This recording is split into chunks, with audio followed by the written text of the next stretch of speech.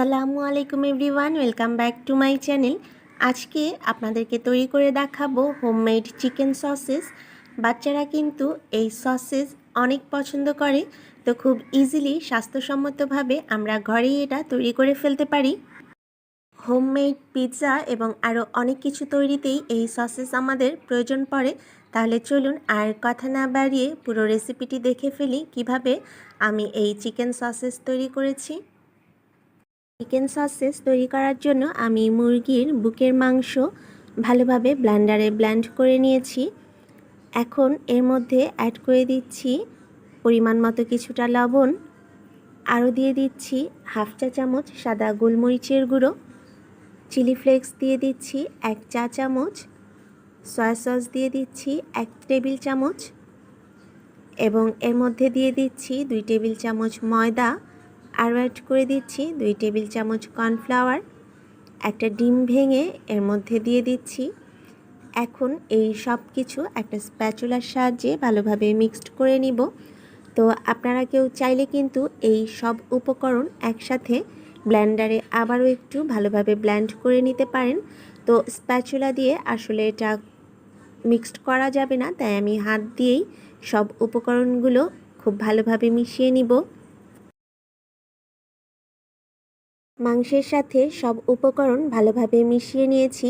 তো এই মিশ্রণটা কিন্তু প্রথমে অনেকটাই স্টিকি মনে হবে, আর এর জন্য দেখা যাবে হাতের মধ্যে কিছুটা তেল মেখে তারপর সসেসগুলো তৈরি করতে হবে। তো আমি এই মাংসের মিশ্রণ থেকে পরিমাণ মতো কিছুটা নিয়ে একটা একটা করে সসেস তৈরি করে নিব।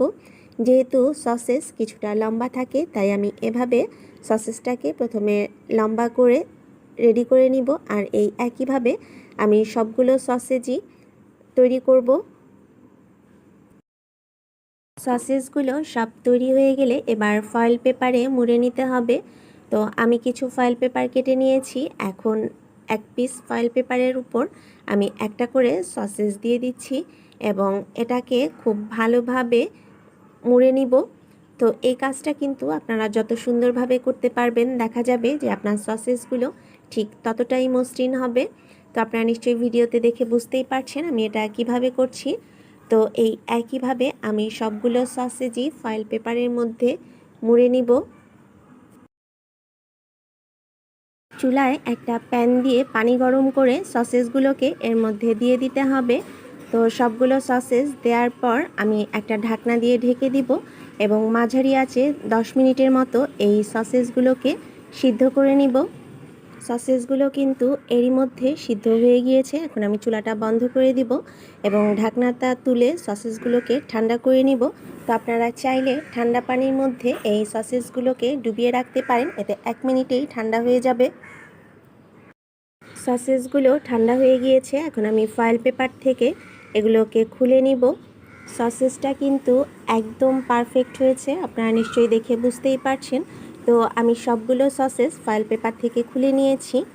চাইলে আপনারা এর 2 সাইডে যে অমসৃণ অংশ এটা ছুরি দিয়ে কেটে নিতে পারেন, তবে আমি এভাবেই রাখবো, কারণ যেহেতু বাড়িতেই খাবো তাই আর আমি এগুলো কাটবো না। এই অবস্থাতেই কিন্তু সসেসগুলোকে ডিপ ফ্রিজে সংরক্ষণ করে রাখা যাবে অনেক দিন পর্যন্ত। তো আপনারা চাইলে কোনো এয়ারটাইট বক্সে অথবা জিপলক ব্যাগে করে সসেসগুলোকে ডিপ ফ্রিজে রেখে দিলে যখন ইচ্ছে হবে ফ্রিজ থেকে নামিয়ে ফ্রাই করে খেতে পারেন। এখন আমি কয়েকটি সসেস ফ্রাই করে নিব। তো সসেস কিন্তু ডুবো তেলে এবং অল্প তেলে দুইভাবেই ফ্রাই করা যায়। আজকে আমি একটু কম তেল দিয়েই এগুলোকে ফ্রাই করব। তো এর জন্য প্যানে কিছুটা তেল দিয়ে আমি কয়েকটি সসেস ফ্রাই করে নিব, আর বাকি সসেসগুলো আমি ফ্রিজে রেখে দিয়েছি পরে খাওয়ার জন্য। গরম গরম সসেস কিন্তু টমেটো কেচাপ দিয়ে খেতে খুবই ভালো লাগে।